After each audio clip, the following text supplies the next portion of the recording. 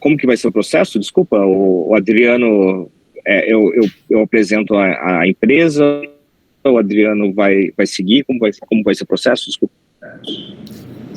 Não, isso mesmo, Rui. Pode começar apresentando a empresa, o que você faz, né? O Adriano vai bater essa bola com você dentro daquela temática que você mesmo colocou, né? Como superar barreira aí, né? E falar um pouco sobre a sua atuação da empresa com os seus clientes, né? O nicho que vocês trabalham, a proposta de serviço que vocês oferecem. Show de bola. Vamos bater esse papo aí, Rui. Pode começar aí que a gente vai complementando. Tá bom, vamos lá.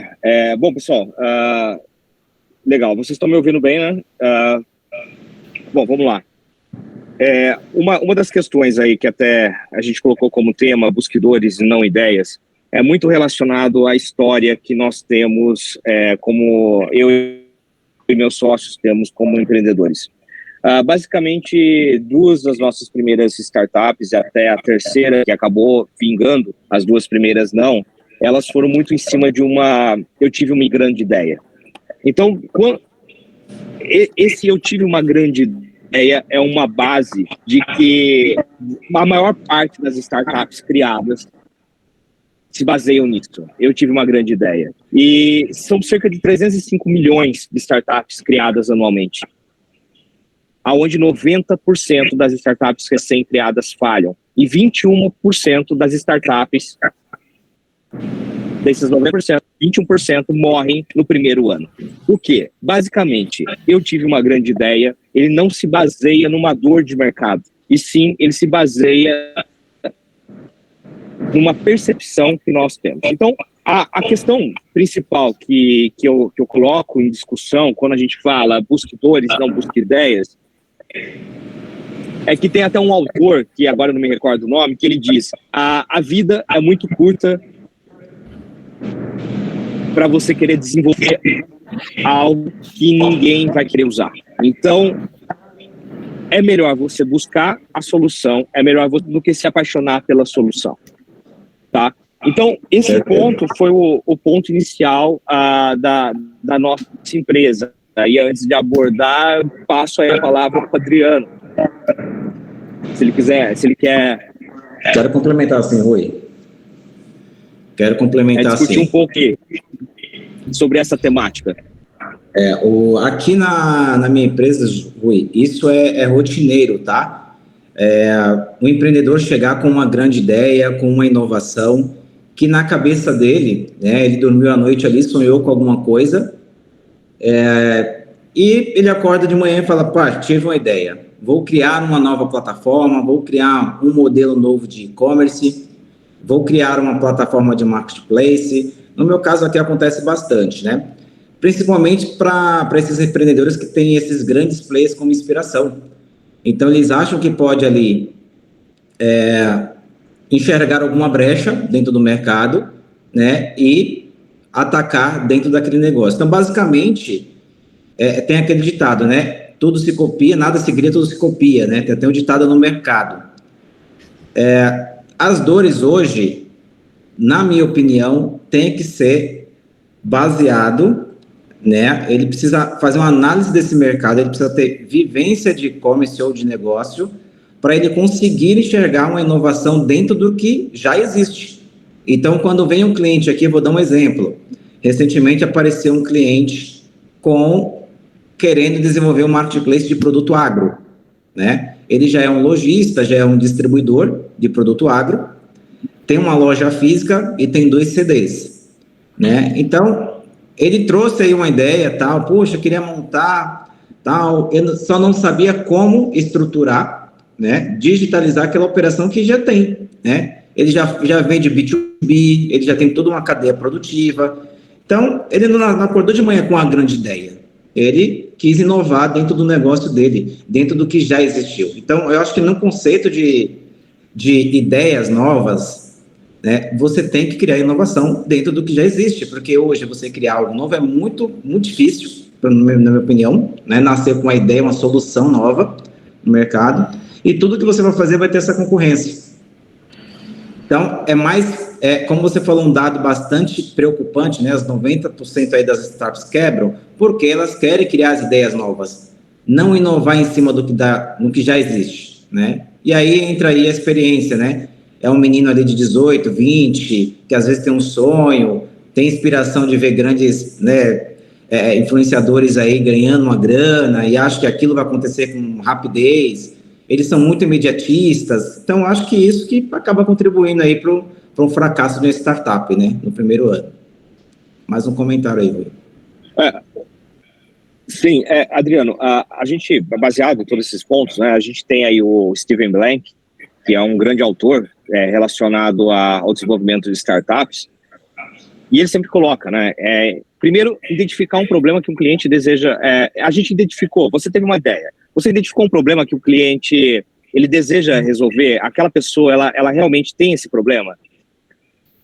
A solução que você desenvolveu, o seu produto resolve essa necessidade do cliente? Se sim, você tem um modelo de negócio que é viável e lucrativo, e você, depois do feedback, você aprendeu o suficiente para sair e vender.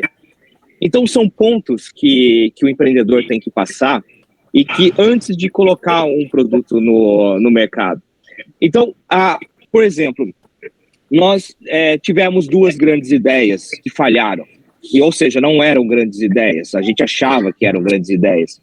Foi quando eu tive o contato com a parte teórica do desenvolvimento de startup pela primeira vez, há cerca de 9 anos atrás, e com um mentor de uma grande empresa de tecnologia, que foi um dos primeiros unicórnios do Brasil, e ele falou, Rui, tudo que eu fiz do jeito que você está fazendo, eu fracassei. Quando eu segui essa metodologia, foi quando deu certo. Ele falou assim, tenta seguir exatamente esse padrão de metodologia, que é o que vai dar certo. E o que foi a principal dica que ele fez, que ele nos passou naquela época? É exatamente essa que um desses autores falam, que é se apaixone pela dor e não pela solução. Nós saímos para o mercado e nós perguntávamos para a indústria, empresas, me fala uma dor que você tem e que você não tem orçamento para resolver esse ano. Então, eles nos passavam uma dor e basicamente, a gente sabia que ele não tinha orçamento e nós iríamos tentar resolver a dor para ele. Nós analisávamos se o mercado tinha essa dor em comum.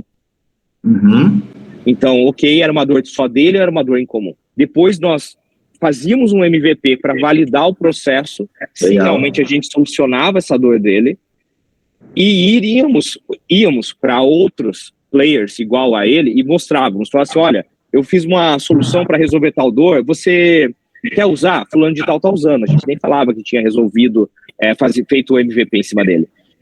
E aí eles usavam essa solução e falavam para a gente, olha, é útil, não é? Avaliávamos quanto que ele estava disposto a pagar por aquilo e qual era a barreira de entrada para novos concorrentes. Se não funcionava, jogava fora e ia para a próxima. Fizemos isso durante um ano, cerca de 10 MVPs. E um desses MVPs saiu a minha empresa. Então, basicamente nós não estávamos procurando uma grande ideia, a gente está procurando uma grande dor. Legal. E aí, através dessa grande dor, a gente desenvolveu uma solução. Muito legal. E esse processo, Rui, que você fez é bem seguro, né? Diga-se de passagem, onde você vai validando ali as ideias para depois implementar. E uma outra coisa que é muito admirável que você fez foi a resiliência. Você fazer esses MVPs, estar disposto a fazer isso. Porque muita coisa, o empreendedor está ali focado numa dor, quer criar uma solução, mas ele também não tem vontade, né, de fazer aquilo acontecer. Então, o que acontece muito hoje, nessas questões emocionais, dentro do empreendedorismo, é isso, né? A gente identifica uma dor, temos uma solução legal para aquilo, mas, cara, e aí? Quem são as pessoas que vão compor esse time? Como eu vou ter que fazer? Da onde eu vou tirar recursos? Será que eu vou suportar os primeiros 6 meses, 1 ano, 2 anos para isso acontecer? Então, isso é algo que a gente tem que colocar aqui dentro de uma grande ideia, né? Como você está falando, temos uma grande ideia, mas, poxa, até que ponto a gente aguenta tomar aquela porrada, né?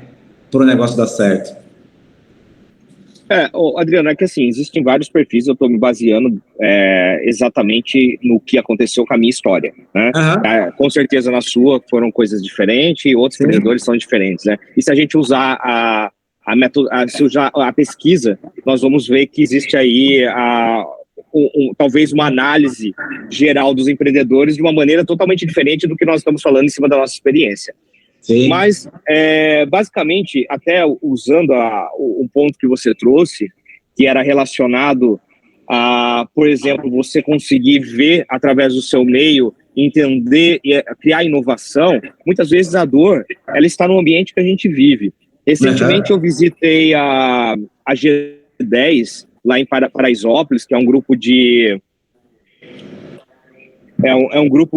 que é um grupo de inovação, vamos dizer assim. Eles são muito parecidos com o Gerando Falcões, que eles têm um grupo de favelas, e aí, através desse grupo de favelas, eles promovem a inovação na favela, tentando fazer muitas vezes o que o Estado deveria fazer, eles fazem dentro da favela. E eu visitei a G10 em Paraisópolis, e eu fiquei impressionado lá com uma startup que surgiu de um menino, morador de Paraisópolis, que basicamente ele entendeu que os produtos não chegavam. Quando ele fazia uma compra no e-commerce, não chegava até quem morava em Paraisópolis. Então eles tinham que colocar um CEP fora de Paraisópolis para poder receber o produto. Porque ninguém entregava em Paraisópolis. Só que quantos milhões de pessoas no Brasil moram dentro de favelas? E eles não têm CEP, eles não têm nenhuma forma de receber esse produto. Sim, sim. Então, o que ele criou lá? Ele, basicamente, de uma parceria da G10 com o Google. O Google tem uma solução que chama Plus Code, que colocou esse Plus Code, ele gera um CEP do Google, vamos dizer assim, é um código que seria similar ao CEP. O Google colocou esse Plus Code em cada casa, cada residência dentro de Paraisópolis, e ele, vendo a oportunidade do Google estar colocando essa identificação, criou uma central de recebimento dos produtos no meio da favela. E aí, os próprios moradores de favela trabalham como se fossem os carteiros. Então, ele gerou emprego daí. Eles pegam esse produto e fazem a distribuição, fazem a entrega dentro de Paraisópolis. Ou seja, ele é uma dor que ele sentia como morador de lá, e ele, através de uma oportunidade de uma implantação de uma ferramenta do Google com a G10, ele criou um novo negócio para poder solucionar a dor dele e dos moradores de Paraisópolis. Muito bacana, muito bacana. O que tem muito no mercado, né, Rui? A galera achar que inovação é você ter uma tecnologia absurdamente top, né? Para isso acontecer, né? E tá nas coisas simples também, né? Do dia a dia, né? Você identificar aquela dor ali e criar uma solução em cima disso. E aconteceu bastante comigo aqui, Rui, pegando esse ponto dos MVPs que você fez. Quando eu comecei também a desenvolver as plataformas aqui, eu peguei clientes que já eram lojistas, né? Teve aí um pico de venda muito alto desses lojistas na pandemia. Aí eu identifiquei que realmente eu poderia inovar dentro daquilo, tá? Por quê? A digitalização foi um processo muito doloroso para alguns lojistas, né, aqui no Brasil, acho que no Brasil todo, né? E aí esses processos, eles tinham muitas falhas ali dentro. Então, o hubzinho que a gente criou foi justamente para isso, né? Não é uma coisa inovadora, tal, mas é uma coisa que é escalável, né? O meu foco nunca foi criar a inovação que vai, né, disruptiva para mudar o mundo. Não, cara, eu preciso que o cara venda mais através da internet, fazendo multicanal de forma segura, de forma sustentável e de forma escalável. Ponto.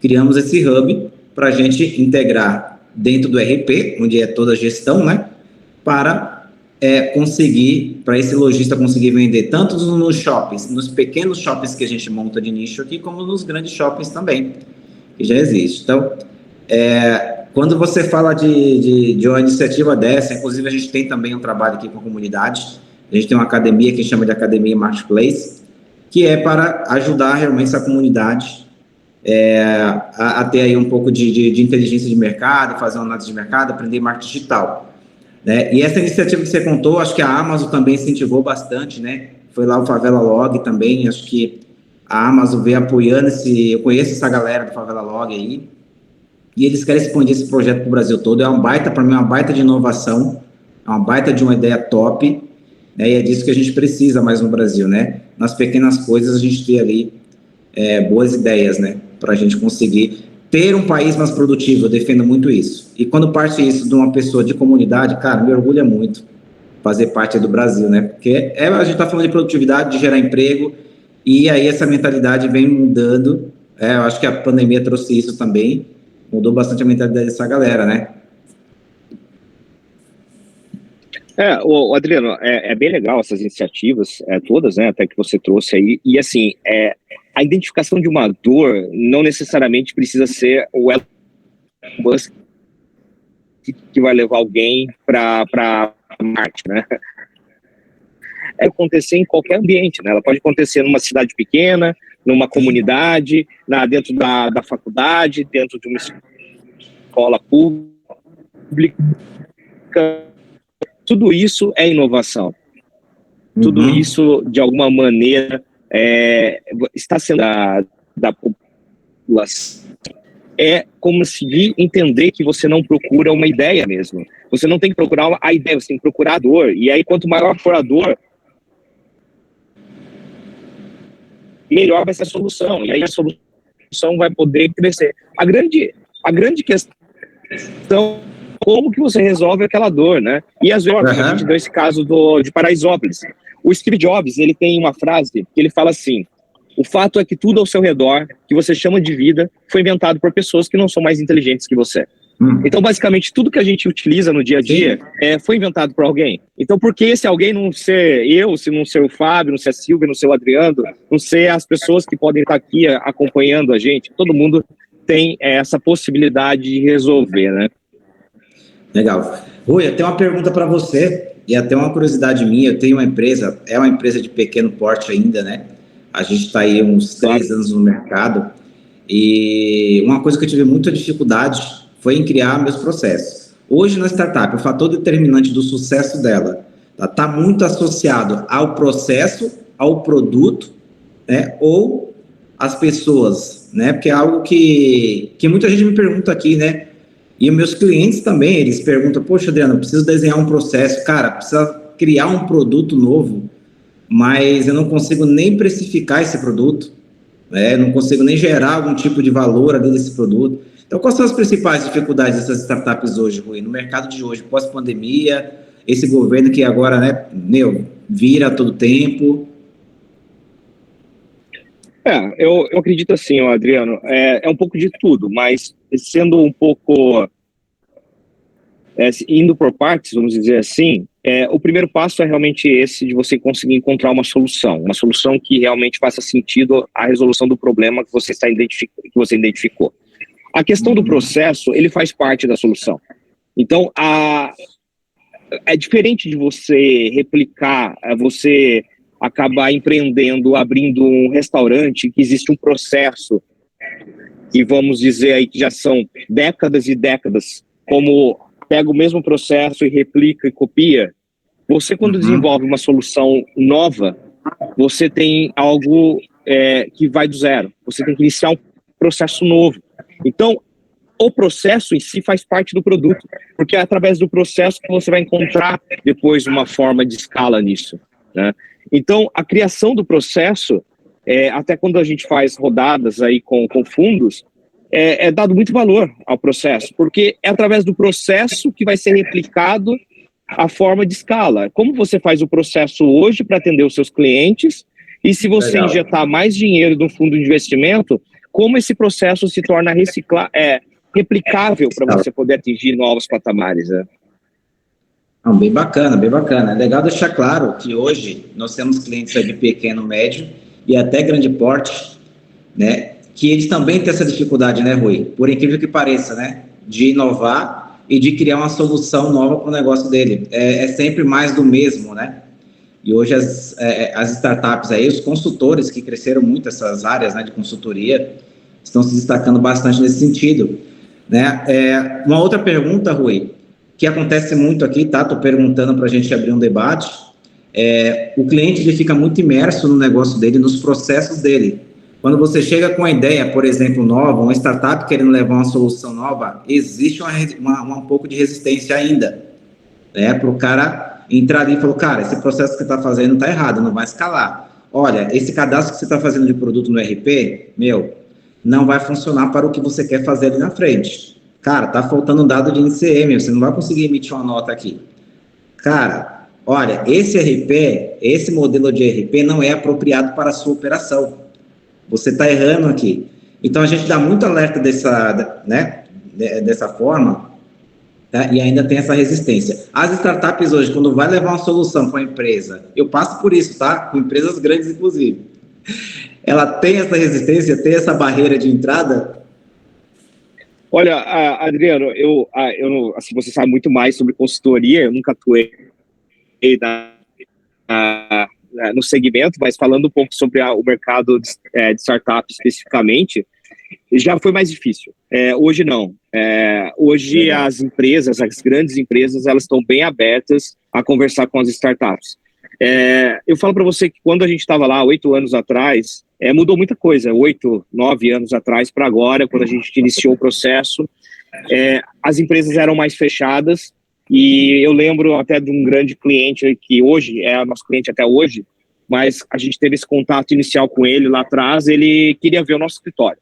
E nós éramos em 4 fundadores e 2 funcionários. Hoje nós temos aí cerca de 240 funcionários. Nós não tínhamos. E ele queria fechar com a gente desde que conhecesse a nossa estrutura. Então, existia uma certa resistência em qualquer empresa de abrir uma oportunidade para uma empresa que estava começando, uma startup. Tá? Hoje, tanto por amigos que estão começando o negócio, como que pela experiência que nós tivemos, eu vejo que essa resistência já não é mais legal. Já não é mais tão grande. Por quê? Hoje eles procuram as startups para poder resolver os problemas. Então eles colocam, olha, inclusive alguns fazendo até grandes eventos. Eu tenho esse problema e eu preciso que quem resolva. Então eles acabam se abrindo mais para poder trazer inovação de diferentes formas, através de universidade, através de startups, através de eventos. Pô, tá bem legal ouvir isso, que eu incentivo bastante aí as ideias, né? Hoje, os modelos de e-commerce, principalmente da parte de marketplace de intermediação, ele vem crescendo, ele vem criando novos modelos, tá?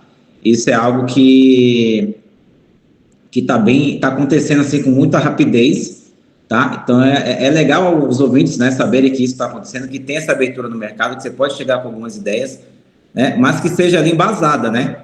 Seja embasada para ele conseguir convencer realmente ali aquele empresário de escutar, né? Para não ser aquela coisa aventureira, sabe? Eu achei, é uma grande ideia, poxa, o cara, isso aqui vai mudar o negócio do cara. Eu acho que tem que ser bastante racional, né, nesse sentido. Sim, eu concordo. A Silvia gostaria de... Okay. Rui, eu, na verdade, não consegui entender muito bem o que a sua empresa faz. Qual é a proposta, qual é a solução que você entrega? Conta um pouquinho mais para a gente sobre a sua empresa, como é que você saiu de 4 fundadores e 2 funcionários para 240 funcionários, né? Hoje você é uma média empresa, quase 250 já é grande empresa, né? E infelizmente a gente teve que fazer, entramos naquela fase de demissão, a gente chegou até ter 350 funcionários. E aí, como toda empresa de tecnologia, a gente teve que fazer esse processo de redução de custos, né? Que é um processo que está acontecendo em todo mundo, né? Não só no Brasil. Sim. Bom, o que nós fazemos, Silvia? Basicamente, a gente iniciou a operação no mercado de shopping centers. Hoje a gente tem 60% do mercado e nós conectamos a loja física ao administrador do shopping. Então, o administrador do shopping ele consegue acompanhar as vendas em tempo real de todas as lojas. E por exemplo, ele consegue fazer uma ação em um determinado piso e ele saber o impacto daquela ação em todas as lojas, se ele faz uma promoção, como que impactou, se ele traz um influencer em num determinado espaço, se aquilo trouxe vendas e para quais categorias ele trouxe. E para a loja em si, a gente faz a digitalização dela. Nós coletamos o estoque da loja física, sem nenhuma ação do lojista, fazemos e levamos esse estoque da loja física pro e-commerce do shopping, por exemplo, ou para o mar aberto. Então, o lojista, todo o estoque dele que ele tem, e ele está vendendo dentro do shopping, aquele estoque também se torna disponível, por exemplo, dentro do e-commerce do shopping. Isso foi o nosso início, onde que a gente tem hoje 60% do mercado de lojas físicas de shopping center. Passando esse início, nós fomos para o mercado de rua, vamos dizer assim, onde que nós iniciamos essa mesma operação com o segmento de farmácia. Aí nós conectamos a farmácia com a indústria e conectamos a farmácia com o iFood, a farmácia com o Google. Então, o estoque da farmácia física passa a estar disponível nesses lugares. Então, por exemplo, nós somos o único parceiro do Google na América Latina que faz a digitalização de loja física. O que isso significa? Significa que hoje, principalmente farmácias, e isso ele vai crescer para várias categorias, e o Brasil é um dos únicos países do mundo que tem essa operação, você vai poder buscar um produto no Google, e o Google vai te falar que além das lojas online que vendem aquele produto, existe a loja do Zezinho, pequenininho, próximo de você, e que ele tem o produto que você quer em estoque agora. Então, ao invés de você comprar online, você vai até a loja física dele e compra do Zezinho. Então, isso é uma coisa que ele permite tanto grandes redes fazer, como o Zezinho da esquina, que está localizado, de repente, lá no interior do estado lá de Amazonas. Então, ele consegue, qualquer pessoa ao redor, saber o que está disponível. Basicamente legal. É isso que a gente faz. Nossa, super legal. Vamos pensar num caso prático, né? Vamos pensar num shopping center mesmo. Não sei se você pode nomear algum, mas de qualquer maneira eu vou fazer uma pergunta me baseando. Vamos supor, eu estou pensando aqui num shopping center de imóveis, né? Tipo D&D, Lar Center e tudo mais. A gente sabe que aquelas empresas lá têm um showroom nesses lugares, mas seu estoque não está naquele shopping, né? Eles têm fábricas em outros lugares. O que a gente vê normalmente é que a relação entre o lojista e o administrador do shopping não é muitas vezes transparente. Você não tem a venda efetivada naquele ponto de showroom, por N motivos, né? Como é que você conseguiu vencer essa limitação, ou essa questão de falta de transparência, ou como é que você conseguiu que os lojistas dessem a você o acesso ao estoque dele e pudesse, de fato, monitorar a venda de forma real, né? Como é que isso aconteceu? Esse foi uma das maiores barreiras que a gente teve no início da operação, e essa barreira foi vencida de duas maneiras. A primeira é que existe uma questão contratual clara entre loja e shopping, de que o shopping pode analisar as vendas do lojista, porque ele está no espaço ali alugado, e que faz parte do contrato um percentual sobre as vendas dele. Então, por existir essa relação contratual clara entre as partes, ele tem que permitir fazer esse tipo de conexão. E o segundo ponto é o benefício que a gente acaba gerando na digitalização para o próprio lojista. E na própria análise de marketing do shopping. A gente acaba levando informações que o shopping que tem a ferramenta, ele passa a não estar mais cego no mercado. Ele consegue saber exatamente o que está acontecendo e ele consegue agir mais rápido do que os shoppings concorrentes. Então, se você tem a nossa ferramenta no seu shopping e você tem uma loja ali, a pessoa tem uma loja naquele shopping, ele passa, vamos dizer que ele tem a loja dele em dois shoppings diferentes. Um shopping utiliza a ferramenta, o outro não. Ele começa a entender o shopping que utiliza a nossa ferramenta, passa a ter uma visibilidade de dado maior, uma ação maior e as vendas dele acabam impactando. E aí ele começa ter um retorno maior. Então, isso é um pouco da historinha ao longo do tempo, né? No começo foi uma barreira bem grande. Só para ter uma ideia, no nosso primeiro ano, a gente chegava a fazer 20 lojas entradas a cada 3 meses, no primeiro ano. Hoje nós fazemos cerca de 5 mil lojas por mês de integração. Então, acaba tendo uma mudança por causa da geração. Repete para a gente, a cada 3 meses entrava 20 lojas? A cada 3 meses, no primeiro ano, a gente fazia cerca de 20 lojas integradas. Hoje a gente faz 5.000 lojas por mês. Então, como você conseguiu a escalar mudança de interação. Basicamente, assim, esse é o ponto central. Não existe, assim, nenhuma empresa hoje que a gente encontrou, até palavras de alguns dos grandes clientes nossos fora do país, que faz integração em escala, que consegue fazer uma integração de uma loja em 15 minutos. A gente faz em 15 minutos. Então, a gente acessa o computador da loja, em 15 minutos a gente consegue colocar nossa solução, subir todo o estoque dele, enriquecer com todos os produtos, todas as informações que o Mercado Livre pede, que uma Magalu pede, que o Google pede, enriquece sem o lojista fazer ação nenhuma. E automaticamente sincroniza o sistema dele com a loja. Então, basicamente, a gente fez rodadas de captação e investimento só em tecnologia, para a gente poder fazer essa escala. E o nosso próximo passo agora é o instalador automático, aonde que o lojista baixa, dá 2 cliques e faz a integração automaticamente do processo. Muito legal. Oi, tem uma pergunta em relação a isso. Hoje, os shoppings, eles usam um RP específico ou vocês conectam em qualquer RP do mercado? Qualquer sistema?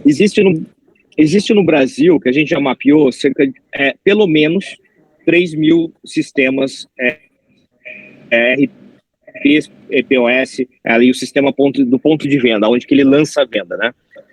Nós fazemos a integração hoje em cerca de 1.600 POS, esses RPs. Por que não fazemos nos 3.000?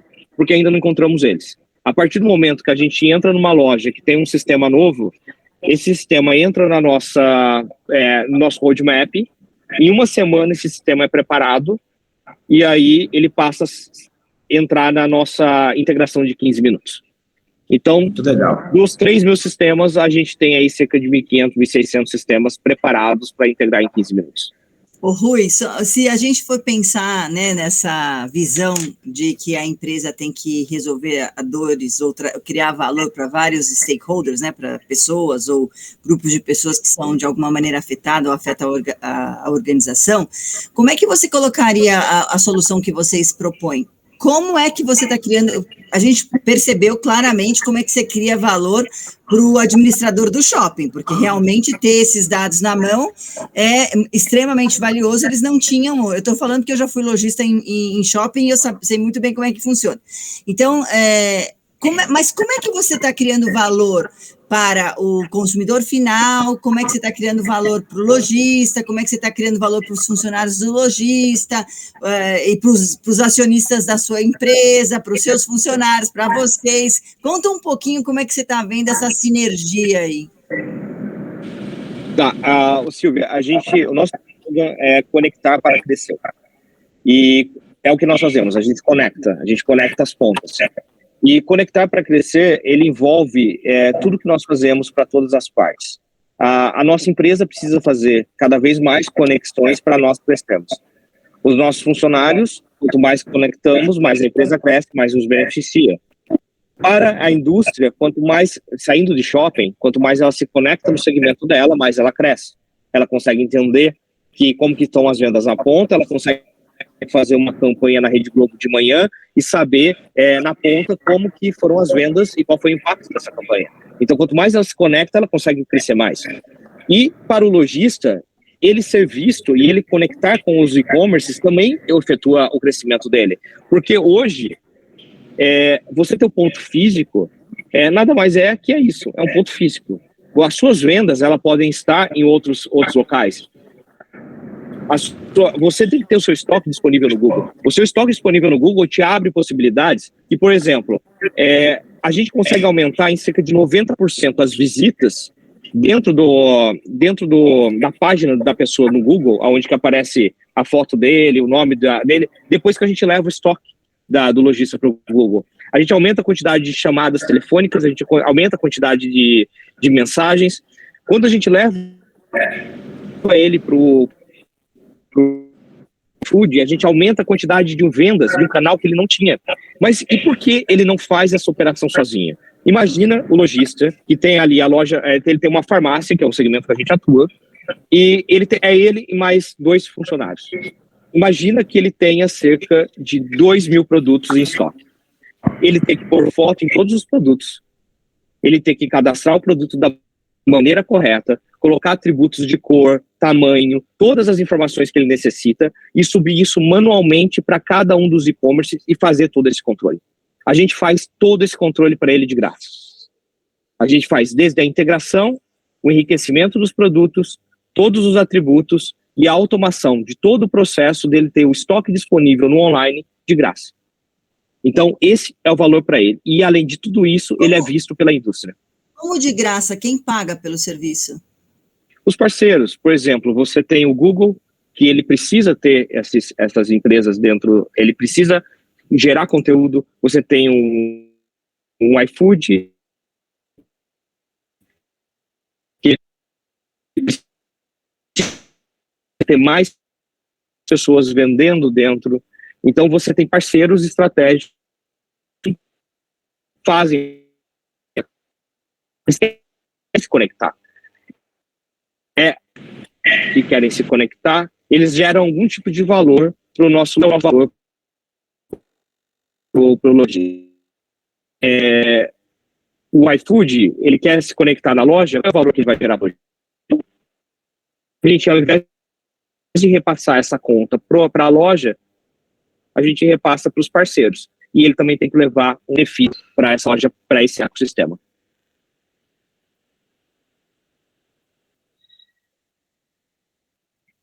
Oi, estão me ouvindo?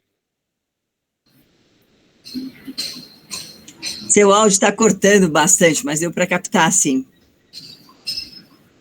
Eu vi que está sumindo a câmera de vocês, eu não achei que era conexão aqui. Eu acho que é a sua conexão.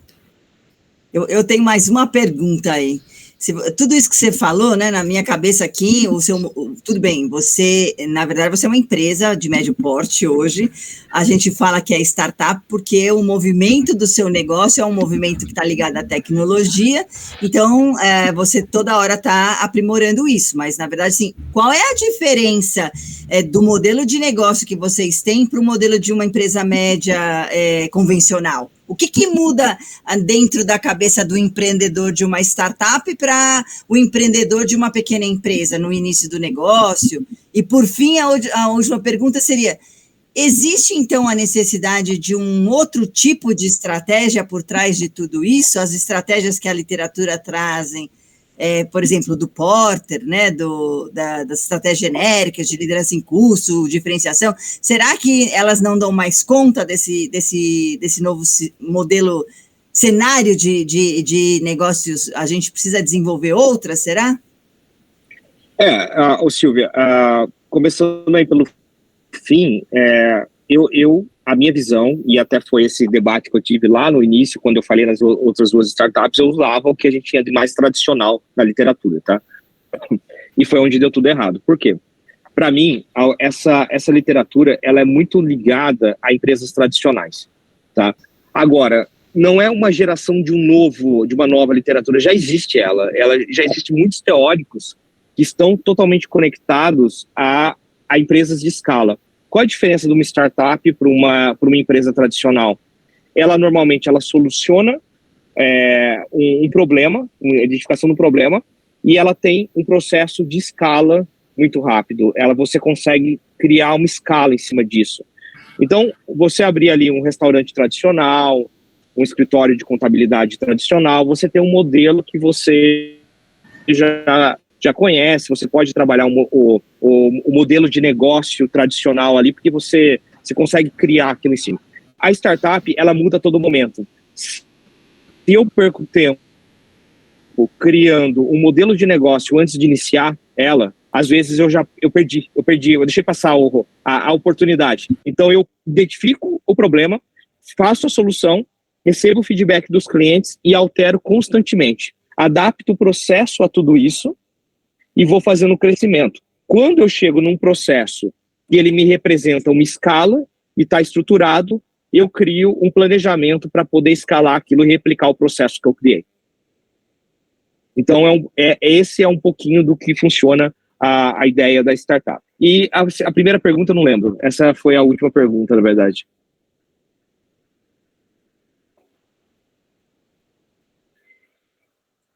Oi, a primeira pergunta, Silvia, qual era? Desculpa. Acho que é essa cabeça do empreendedor que é diferente um pouco, né? A cabeça eu estou pensando assim, às vezes um empreendedor de pequeno porte, com a visão tradicional, ele vai também solucionar uma dor, né? A gente monta uma empresa para isso, para atender a necessidade de alguém, né? Mas talvez ele não tenha na cabeça dele essa urgência da escala, nem que ele tenha que pensar num processo para necessariamente escalar. Talvez essa seja uma mudança importante no comportamento do empreendedor. Não sei o que você acha disso.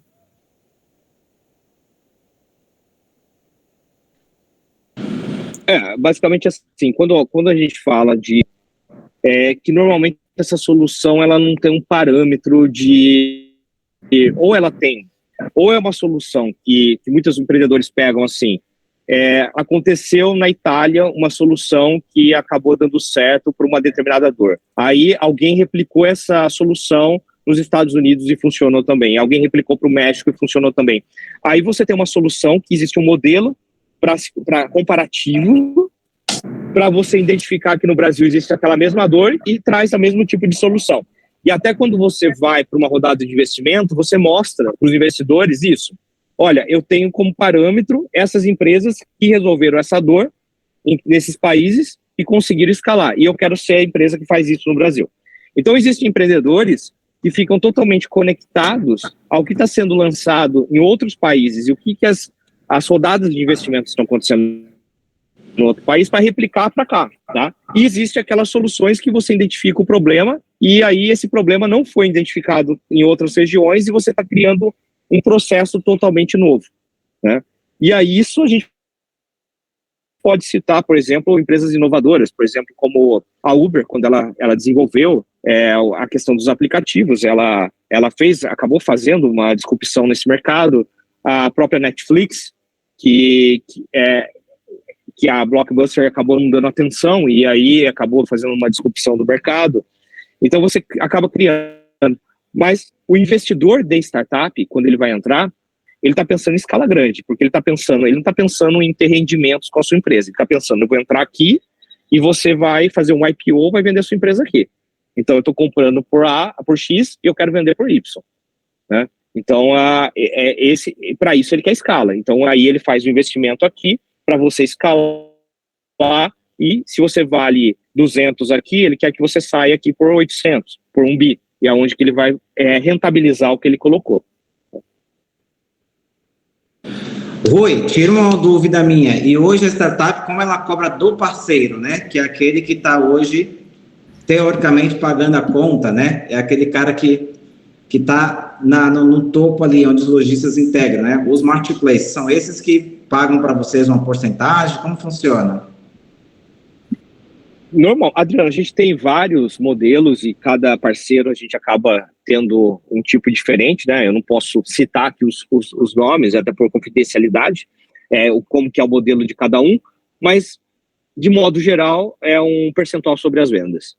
Então, as vendas que acontecem no online e uma participação a gente acaba tendo dessas vendas, e aí a gente acaba construindo uma rede de lojas integradas com esses parceiros, e nessa intermediação a gente acaba tendo um percentual. Show de bola. Eu levando um shopping meu, um marketplace meu, para integrar com a tua solução, para melhorar a entrada dos lojistas, você vai cobrar de mim uma porcentagem sobre as vendas, é isso? Do shopping? Normalmente é esse o processo, tá? Agora sim, isso varia muito do segmento de atuação. Por exemplo, no segmento de farma é desse modo. No segmento de shopping center, normalmente tem um custo por loja integrada. Então, o shopping center quer conectar as lojas dele, a gente não pode levar a loja dele para nenhum outro lugar que não seja ele. Tá. Porque ali eu tenho um contrato com o shopping. Então, essa conexão loja-shopping é exclusiva deles. E aí acaba tendo um custo gerado para o administrador. Legal, show de bola. Show de bola. E aí no modelo normal, que aí eu levaria um shopping, exemplo, eu tenho um marketplace aqui de pet. Eu vou falar, Rui, quero acelerar a entrada de lojistas de pet aqui no meu marketplace. Aí a gente vai negociar uma porcentagem. Então, vamos supor, hoje eu atuo em 2 segmentos. Shopping center, que foi o meu primeiro onde a gente tem 60% do mercado, e hoje eu atuo em farma, onde eu tenho 10 mil farmácias conectadas. Tá? A intenção nossa é chegar a 50 mil farmácias até o final desse ano. Após eu conseguir me consolidar num segmento, eu migro para o novo. E aí eu replico. Pet faz parte do meu roadmap, mas hoje a gente não está atuando nele. Por quê? Não compensa um marketplace pagar o custo de uma operação de conexão com uma loja única. Eu preciso criar todo um ecossistema naquele segmento de geração de valor para poder viabilizar a construção de uma conexão em massa de um segmento. Então, quando eu vou entrar num segmento, eu preciso conversar com todo o ecossistema que tem interesse em estar entre eles conectados. Não é viável eu conectar uma loja isolada com um marketplace isolado. Isso sai muito caro. Inviabiliza para qualquer player. Agora, o ecossistema tendo interesse é onde que eu acabo viabilizando. Hoje eu tenho um marketplace, por exemplo, de canal farma aqui, que chama Tribo Saúde. Se eu falar para você, Rui, eu quero conectar farmácias a esse marketplace que eu tenho aqui, aí fica mais tranquilo para você, porque você já tem uma base de farmácias, né? E vai dar match ali com aquele shopping. Exatamente. É isso. Uma outra pergunta, Rui. Exemplo, eu tenho por exemplo, que é de produtos para farmácia, de canal farma, né? E também tem outro que é de produtos naturais. A farmácia também vende produtos naturais. Ela vende ali, né? Toda a linha de suplemento, ela vende vitaminas. Para eu conectar esses 2 shoppings meus com a tua ferramenta, seria possível também? Então, eu pegaria esse mesmo lojista e conectava com esses 2 shoppings que eu tenho aqui de produtos naturais. Sim. As farmácias tendo o produto, obviamente que o aceite sempre é delas. Então, a gente tem 10 mil farmácias conectadas. Ela que vai decidir para qual canal ela vai. O que nós fazemos é levar os parceiros até ela e ela vai decidir, eu quero vender nesse canal ou não quero vender nesse canal. Mas é basicamente isso, a gente não leva a massa conectada para todos os canais. Sempre a decisão é do lojista. É uma relação de bastante transparência entre as partes, porque nós estamos conectados diretamente a eles, as vendas são deles, o processo de entrega acaba sendo deles, e aí toda decisão sobre quem se conecta a ele ou não é uma decisão sempre da loja. O poder de decisão está sempre na mão do lojista. A gente só faz a ponte entre as partes. Show de bola. E aí esse lojista local, ele pode ser local, pode ser rede de farmácias, muda alguma coisa? Um cara tem uma farmácia, uma rede? Não, a decisão é de quem. Se ele tem 50 farmácias, ele toma a decisão pelas 50, ou se ele tem uma, toma a decisão por uma. Acaba sendo sempre dessa maneira. Muito legal a solução de vocês. Eu estou perguntando, Rui, porque hoje eu sinto essa necessidade aqui, é uma dor minha, eu tenho um hubzinho, mas a grande dificuldade de logística se adaptar, né, é muito grande ainda, né, e hoje eu tenho 35 shoppings, né, marketplace de nicho aqui na minha base, tendo o segmento farma, pet, decoração, produtos de pesca esportiva, produtos naturais, cosmético, parte de iluminação, que é um importador grande, que tem um marketplace com a gente, ou seja, são vários segmentos que alguns deles têm um de confecção, um outro de agro, alguns deles já têm essa cadeia produtiva que você falou, né? Poxa, já tem um ecossistema. Então, ali é um cenário, o outro é aquele cara novo que nasceu hoje, né? Por exemplo, a Tribo Saúde, ele não tem um ecossistema, mas ele é do canal Farma. Né? Ele é como se fosse um RD ali, marketplace, né? Que está olhando muito para esse canal. Esse aí seria mais viável levar para você, né? Sim, não, Adriano, me manda um WhatsApp depois, eu te coloco com o meu sócio que cuida de parcerias e ele conversa com você sobre todas as possibilidades. Estamos à disposição. Show de bola. Tá bom? Mas para saber mesmo como funciona a solução, é bem legal. Né? E parabéns aí pelo negócio, pela startup. Obrigado. Agora bombar esse ano de novo, né? A meta qual que é? Quantas farmácias? Esperamos. A gente quer chegar a 50 mil conexões até dezembro. A gente está em 10 mil. Beleza. Vamos trabalhar nisso. Tá certo. Tenho certeza que vocês vão conseguir, né? A gente está saindo de um período, já saímos, né, de um período de pandemia e e todo esse ecossistema de negócio está se fortalecendo muito, né? Eu também trabalho com varejo e a gente sente isso, né? Essas conexões de negócio, elas vão ampliar muito daqui para frente, né?